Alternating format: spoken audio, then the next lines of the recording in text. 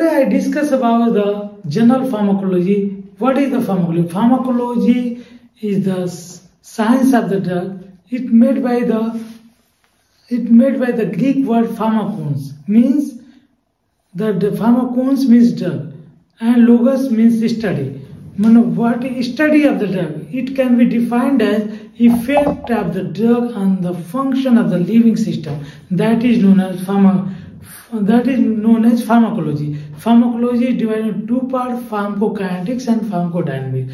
Pharmacokinetics is what the body does to the drug, means body drug के साथ क्या behave करती है, तो क्या चेंजेस करती है ड्रग में, उसको हम एक्सप्लेन करते हैं pharmacokinetics. Kinetics means movement, pharmaco means drug.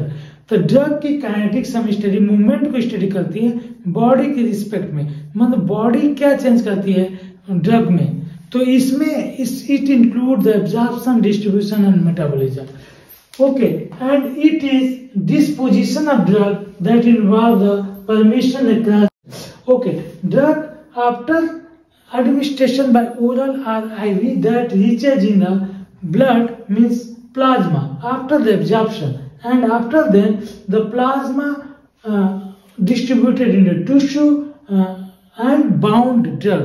मतलब ड्रग प्रोटीन से बाउंड हो जाती है. Free drug, both are maintain the equilibrium. But if the free drug utilized by the metabolism or on the site of action, pharmacodynamic action, then the equilibrium is maintained by the dissociation of bounded drug to the free drug. मतलब free drug यदि utilise हो जाती है तो bounded drug उसको forward reaction से उसका equilibrium बनाती है. तो ये ड्रग्स जो है टिश्यू में डिपोजिट होती है, साइट ऑफ एक्शन पे रिसेप्टर पे बाइंड होती है. अब pharmacological action, what is the receptor? Receptor is the specific type of protein that having the affinity and intrinsic activity. It means it can be explained by another word. Receptor is the specific type of molecule or protein that having the capacity to binding up any drugs and give the pharmacological response, that is known as receptor. Okay, and after then absorption, drug metabolized in the liver, lungs and blood by biotransformation method in liver, phase 1 and phase 2, and after the inactive drug by the biotransformation that is treated out by the renal, biliary and inhalation. That is known as drug biodispositions. Next, after that, drug permeability depend upon the solubility of the drug, concentration gradient and surface area and vascularity. मतलब drug if highly lipid soluble or water soluble. If the water soluble drug, it means if the more absorption or permeability in aqueous phases, and lipid soluble drug is the more permeability in a lipid phase, lipid soluble drug. Okay, and concentration gradient is directly proportional the concentration of drug and their permeability. मतलब यदि concentration drug का ज्यादा होगा तो उसकी permeability absorption ज्यादा होगा, and surface area यदि ज्यादा होगा तो ड्रग का एब्जॉर्प्शन भी ज्यादा होगा. और वैस्कुलरिटी मतलब ब्लड का फ्लो उस एरिया में ज्यादा है तो एब्जॉर्प्शन या परमेबिलिटी ऑफ ड्रग का बढ़ जाता है. अब if the drug are ionize और नॉन आयोनाइज, यदि ड्रग आयोनाइज जाती है तो उसका एब्जॉर्प्शन कम हो जाता है, नॉन आयोनाइज जाती है तो उसका एब्जॉर्प्शन ज्यादा होता है. अब मेनी ड्रग है तो वीक एसिड है, मोस्टली ड्रग्स जो है वीक एसिड होगा या वीक बेस होगा. वीक एसिड होगा तो उसका आयोनाइजेशन और उसके जो है नॉन आयोनाइजेशन इफेक्ट करेगा पीएच एंड पीके पे. पीएच एस्टिक ड्रग का पीएच जो है less than pK. What is the K? K is the जो आयोनाइजेशन कांस्टेंट. अब इसमें आपको मॉलिक्यूल से इसको समझना है क्या कि यदि आयोनाइज ड्रग होती है तो क्लीन होकर किडनी द्वारा क्लीन आउट हो, बॉडी से पास आउट हो जाती है, और नॉन आयोनाइज होती है तो एब्जॉर्ब होकर फार्माकोलॉजिकल एक्शन देती है. ओके, तो अब देखिए ड्रग टू टाइप के, acidic drug and basic drug है. एस्टिक ड्रग में pH less than pK. It means drug is non ionize in acidic medium and that cross the membrane. If the comes in the basic phase, then ionized into two part, the stick donor H plus and HC, CS3 COOH minus. This ionized drug are cleaned out, better cleaned by through the kidney. इसका pharmacology का absorption नहीं होगा. यही drug यदि ये drug weak base है तो ये वीक बेस में बेटर क्लीन होगा, क्योंकि एस्टिक मीडियम में ये आयनाइज जाती है, तो आयनाइज है तो एस्टिक मीडियम में क्लीन आउट हो जाएगी.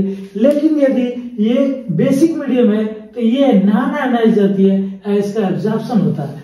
तो ये चीज है, यदि एस्टिक ड्रग है, एस्टिक मीडियम में नॉन आयनाइज जाती है, लेकिन बेसिक मीडियम आयनाइज जाती है, आयनाइज होने पर क्लीन आउट हो जाती है. यदि बेसिक ड्रग है तो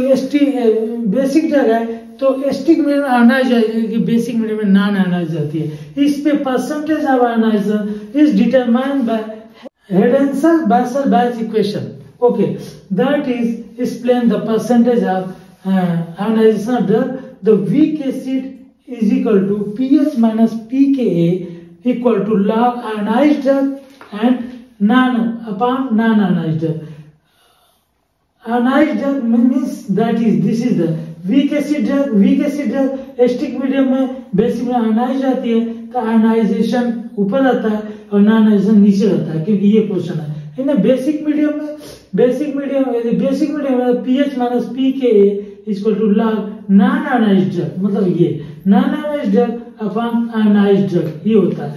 इससे हम ये वैल्यू फाइंड आउट करते हैं, किसका, पीएच माइनस पीके का, ये हम वैल्यू फाइंड आउट करते हैं. इस वैल्यू से पता चलेगा कि ये ड्रग आयनाइज होगी कि नहीं आयनाइज होगी, कितने परसेंट आयनाइज होगी. इससे हम उसकी आयनाइज होगी तो वो क्लीन आउट हो जाएगी, नॉन आयनाइज होगी तो एब्जॉर्प्शन होगा और उसका फार्माकोलॉजिकल एक्शन आएगा. नेक्स्ट, अब ये इक्वेशन जो है फिगर जो है degree of ionization and clean versus pH deviation from the pK value. अब इसको समझना है.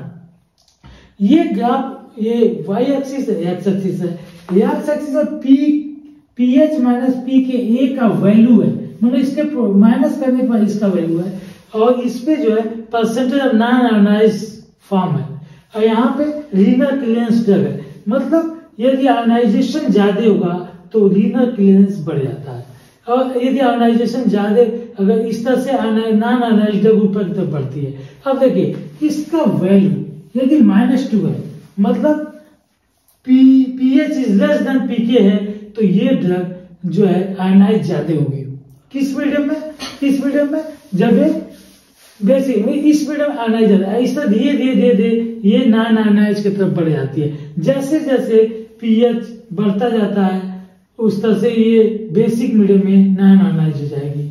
और इसी तरह से एस्टिक ड्रग जो है लो पीएच पे -2, मतलब इसके प्रोडक्ट के लो पीएच पे ये अनआयनाइज आएगी, और धीरे जैसे पीएच बढ़ता जाएगा ये एसिड आयनाइज हो जाएगी. अब इसको हम दूसरे वर्षे से हम समझते हैं. देखिए नेक्स्ट समझिए, ये graph percentage of non ionized as a function of pH value. देखिए पीएच माइनस पीके वैल्यू इसका प्रोडक्ट ये है, और वीक एसिड का परसेंटेज आयनाइज है. यदि -2 है तो इसका मतलब कि इसके नॉन आयनाइज का 99% है. ये नॉन आयनाइज 99%. ग्राफ में आपने देखा कि -2 पे जो एस्टिक ड्रग है 99% इसका नॉन आयनाइज जाती है, और जैसे जैसे +2 जाएगा तो ये 1% जो आयनाइज जाता है, बीच में जो 50% होती है. ऐसे ही यदि पीएच वैल्यू वीक एसिड में यदि पीएच इतना है तो ये यहाँ पे आयनाइज होगा, यहाँ पे वीक होता है. नेक्स्ट चलो आप बताते हैं, नेक्स्ट पे चलो. ठीक है, तो ये इसमें आपको ये बताया था कि वीक एसिड में -2 पे 90%, -1 पे 99%, -1 पे 90%, 0 पे 50%, फिर +1 पे 10% और +2 पे 1%. ये एस्टिक ड्रग का नॉन आयनाइजेशन है. बेसिक ड्रग का नॉन आयनाइजेशन -2 पे 1% होगा, और -1 पे 10, 0 पे 50, 1 पे 90 और 2 पे 99. एक एग्जांपल देके समझा रहे हैं, समझो क्या कि example morphine is the weak acid, pK value 8.0 and what percentage will be the ionized from the urine at pH 6 pH 6, तो ये फार्मूला है pH minus pK value is equal to 2 हो जाएगा, क्योंकि यहाँ पे पीके यहाँ पे 8 होगा और यहाँ पे pH 6 होगा, तो 6 माइनस 8 इज इक्वल टू -2 है। अब -2 पे ये क्या है, बेसिक ड्रग है, तो इसका 1% मॉर्फिन आयोनाइज, क्योंकि बेसिक ड्रग है -2 है तो 1% नॉन आयोनाइज और 99% आयोनाइज जाएगा। इसका मतलब क्या है कि यदि यूरिन का पीएच में मॉर्फिन 99% आयोनाइज जाएगा, मतलब बॉडी से स्किट आउट हो जाएगा, केवल 1% ही एब्जॉर्ब होगी ये, तो ये 1% का इसका रिस्पांस आएगा। ये मैं बता रहा था कि what is the effect of pH and relation of pK value on the ST drug or basic drug. Ionized drug. Next, ionized drug increase the renal excretion. Only free drug are unbounded in filter.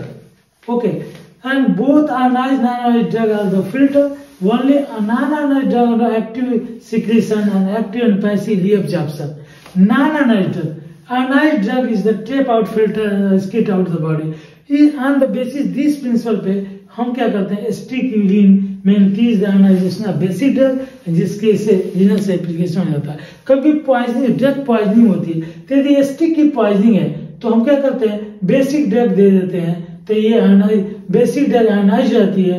यदि basic drug है तो urine को alkaline कर देते हैं, तो ये ionise होकर स्प्लिट हो जाती है। यदि वो जो है वीक एसिड है तो एल्कलाइन यूरिन कर देते हैं ड्रग से, और ये ड्रग एलिमिनेट हो जाती है। इस मैकेनिज्म से हम पॉइजनिंग का भी ट्रीटमेंट कर देते हैं। Thank you for attention. That all about that solubility.